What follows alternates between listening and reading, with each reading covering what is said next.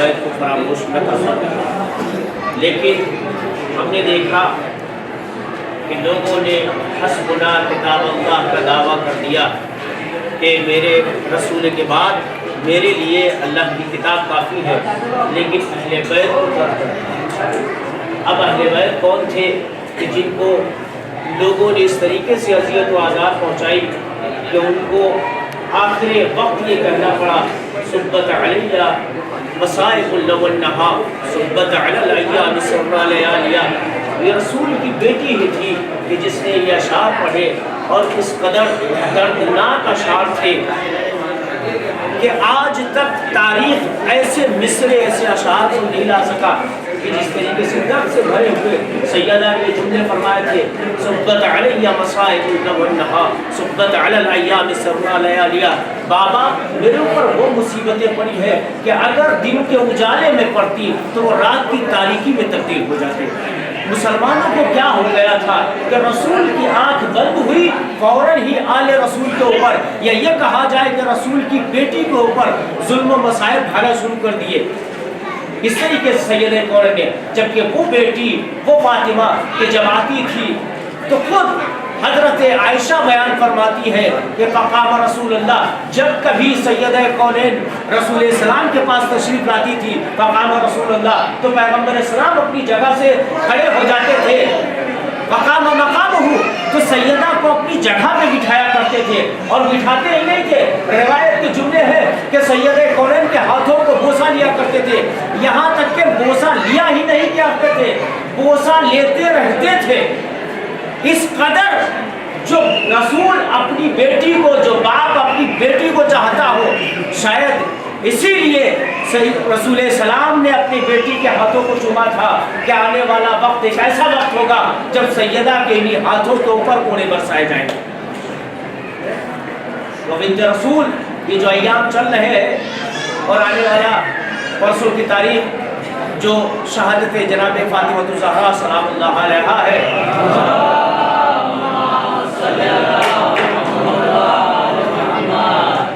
کہ جس میں بی بی کی شہادت واقع ہوئی، 2 تاریخیں نسبت ہے، ایک 75 دن کی، ایک 95 دن کی، 13 تاریخ جو گزر چکی گزشتہ، اور آنے والی 3 جمادی الثانیہ کو بھی شہادت جو خاص کر جو ہے ہمارے ہندوستان میں منائی جاتی ہے۔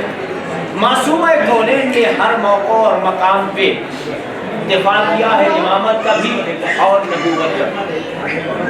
پیغمبر اسلام کا دفاع کیا مولا کائنات نے اپنی زندگی میں، کس طریقے سے لوگوں نے پتھر برسائے، کوڑا ڈالا، کچرا ڈالا، تو مولا کائنات نے مدد فرمائی، یعنی رسالت کی مدد فرمائی۔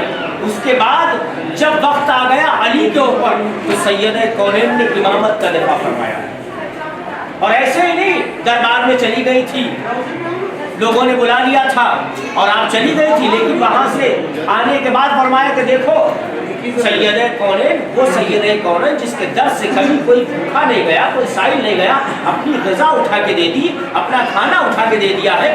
روایت کہتی ہے کہ امام حسن مصطفیٰ سے روایت ہے کہ آپ فرماتے ہیں کہ میں نے دیکھا میں اور میرا بھائی اور والد محترم کھانا کھا رہے تھے، کھانا کھانے کے بعد فارغ ہو گئے، والدہ گرامی جب کھانا کھانے بیٹھی تو یہ سائل آیا، آنے کے بعد اس نے سوال کیا کہ اہل بیت نبوت میں بھوکا ہوں، پیاسا ہوں، کوئی ہے جو مجھے غذا دے؟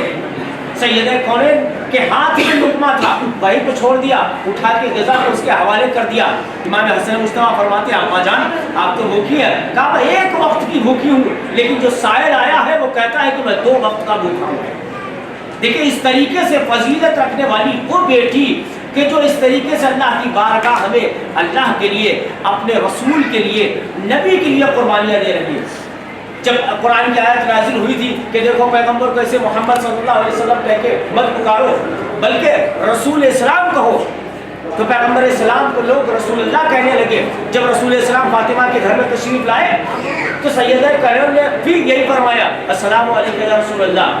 پیغمبر اسلام مسکرائے، مسکرانے کے بعد فرماتے ہیں بیٹی ایسے نہ کہو کیونکہ تمہارا مجھے بابا کہنا پسند ہے، تمہارے لیے یہ آیت نازل نہیں ہوئی ہے کہ تم مجھے یا رسول اللہ کہو، بلکہ تم مجھے بابا کہتی ہو تو مجھے بہت اچھا لگتا ہے۔ اس قدر فضیلت رکھنے والی بیٹی سیدہ کونین سلام اللہ علیہا، اس کے لیے کیا کیا گیا؟ آپ لوگ اتنی دور سے آئے ہوئے ہیں، حسین مظلوم کی بارگاہ میں ان کی ماں کا پرسہ پیش کرنے کے لیے ہے کس قدر محنت مشقت کر کے اور اتنے سخت سفر میں سخت موسم میں آپ یہاں تشریف لائے ہیں. تمام مومنین جو آئے ہوئے ہیں مولا امام حسین کی بارگاہ میں یہاں آئے ہوئے ہیں, کربلا میں آئے ہوئے ہیں صرف اس لیے کہ مولا حسین کو ان کی مادر گرامی کا پرسہ پیش فرمایا. ایسا نہیں کہ آپ ان کو یاد کیے ہوئے ہیں اور آپ کو انہوں نے فراموش کر دیا. نہیں, آپ کو انہوں نے یہاں ہی نہیں بلکہ آخر وقت بھی فراموش نہیں کیا. روایت کے جملے ہیں کہ جب سید کونین نے اپنے بابا سے فرمایا تھا کہ بابا جان یہ فرمائیے کہ میں نے سنا ہے کہ حشر کے میدان ہوگا, تمام کے تمام سب برہنہ ہوں گے, تو ہماری اس وقت کیا کیفیت ہوگی, کنڈیشن کیا ہوگی. پیغمبر اسلام خاموش ہے, فوراً جبریل امین نازل ہوئے. جبریل امین آتے ہیں, آنے کے بعد فرماتے ہیں یا رسول اللہ فاطمہ سے کہہ دیجئے کہ جب آپ کو اٹھایا جائے گا تو جناب جبرائیل میکائیل 70,000 حوروں کے ساتھ آپ کے پاس تشریف لائیں گے قبر مطہر پہ, اور آپ کو آپ کے لیے حوض لایا جائے گا, اس پہ آپ کو سوار کیا جائے گا اور آپ کو لے کے چلیں گے. قیامت کا منظر ہوگا کہ قرآن کہتا ہے غضوا ابصارکم, جب فاطمہ زہرا قیامت میں حشر میں وارد ہوں گی, تمام کے تمام انبیاء اولیاء تمام مومنین مومنات سب کھڑے ہوں گے, ہر ایک نفسا نفسی کا عالم ہوگا. اس وقت صدیقہ طاہرہ کے لیے قرآن آواز دیتا ہے غضوا ابصارکم, اپنی اپنی آنکھوں کو بند کر دو, اپنے اپنے سروں کو جھکا لو, کیونکہ فاطمہ کی سواری آ رہی ہے. اس سوال پر محمد و آل محمد.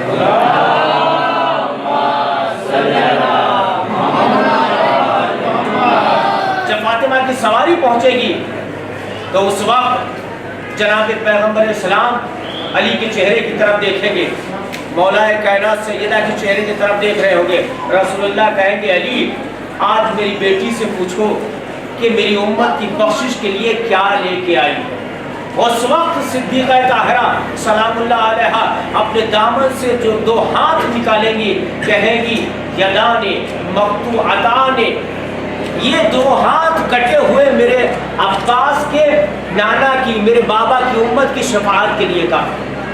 ابو الفضل عباس کے 2 ہاتھ امت کی شفاعت کے لیے کافی ہوں گے. اور وہی ہوگا کہ صدیقہ طاہرہ خدا کی بارگاہ میں بیان فرمائے گی پروردگارا میرا مرتبہ کیا ہے تیرے نزدیک, تو خدا کی آواز آئے گی فاطمہ جس کو چاہو ہاتھ پکڑ لو اور جنت میں لے کے چلی جاؤ. اس وقت سید کونین تمام مومنین کو جو حسین کے چاہنے والے ہیں, حسین پہ رونے والے ہیں, حسن پہ رونے والے ہیں, جو علی پہ رونے والے ہیں, جنہوں نے مصائب و آلام پہ رویا ہے, اہل بیت کو یاد رکھا ہے, ان سب کا ہاتھ پکڑ کے لے چلیں گے. تو یہ چاہنے والے سوال کریں گے پروردگارا میں جاننا چاہتا ہوں کہ میری فضیلت تیرے نزدیک کیا ہے. تو آواز قدرت آئے گی کہ اے چاہنے والوں سید کونین کی, تم جس کو چاہو ہاتھ پکڑ لو اپنے ساتھ لے کے چلے جاؤ, یہاں تک کہ ایک کے بعد ایک تسلسل ہوگا, تمام کے تمام مومنین جنت میں داخل ہوتے چلے جائیں گے. صلوات پڑھیں محمد والے.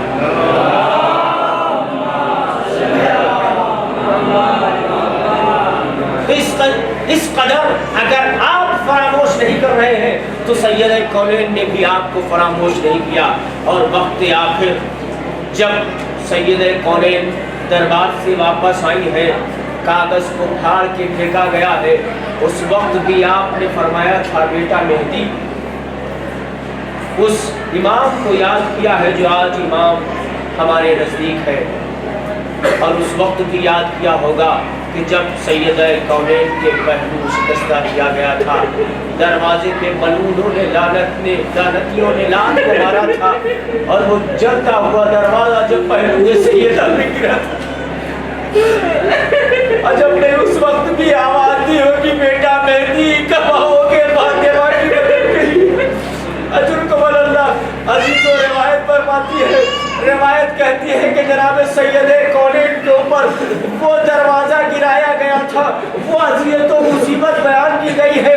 یہ روایت بیان کرتی ہے کہ سید کونین فاطمہ زہرا بیان کرتی ہے کہ میں کبھی بھی ابو الحسن علی علیہ السلام کے احترام کے نہ کم نہیں کرتی تھی. جناب فاطمہ زہرا سلام اللہ علیہ اکثر جب علی آیا کیا کرتے تھے تو فاطمہ اپنے جگہ سے کھڑی ہو جاتی تھی. لیکن اس دروازے کی گرنے کے بعد، اس پسلیوں کو ٹوٹنے کے بعد جب کبھی علی آتے تھے تو فاطمہ کھڑی نہیں ہو پاتی تھی. فرماتی تھی ابو الحسن مجھے معاف کر دینا، اب سیدہ سے کھڑا نہیں ہوا جاتا. وہ مسائل و علام ڈھائے گئے. عزیز و امام حسن مجتبیٰ فرماتے ہیں کہ میری ماں کسی بھی کروٹ سو نہیں پاتی تھی، نہ دائیں کروٹ کو نہ بائیں کروٹ کو، کیونکہ بازو بھی ٹوٹا ہوا تھا، پسلیاں بھی ٹوٹی ہوئی تھی. میں کہوں گا مولا حسین یہ تمام عزادار آپ کی بارگاہ میں آپ کی ماں کا پرسہ کھو کر نہیں لیا ہے. مولا ان سب کے پرسے کو قبول فرمائیے گا، بی بی زہرا کے پرسے کو قبول فرمائیے گا. عزیز و روایت ہے مولا کائنات جب آخر لمحات میں غسل دے رہے تھے سب کو منع کیا تھا، زینب بیٹا دیکھو رونا نہیں، کیونکہ سیدہ نے وصیت کی تھی ابو الحسن غسلی وکفنی باللیل ولا تعلم احدا، مجھے رات کی تاریکی میں غسل دینا، رات میں ہی کفن دینا اور رات میں ہی دفن کر دینا. عجب نہیں اہل بیت رسول کیسے ہیں، کسی کے روزے کو مسمار کیا جا رہا ہے، کسی کی قبر کو ویران کیا جا رہا ہے، کسی کی قبر کو سنسان کیا جا رہا ہے. عزیز و روایت کہتی ہے کہ مولا کائنات نے ہر ایک سے وصیت کر دی. جناب سیدہ نے وصیت فرمائی، مولا کائنات نے حکم دیا امام حسن سے امام حسین بیٹا تیز آواز میں گریہ نہ کرنا، کسی کو اطلاع نہ ہونے پر لیجیے.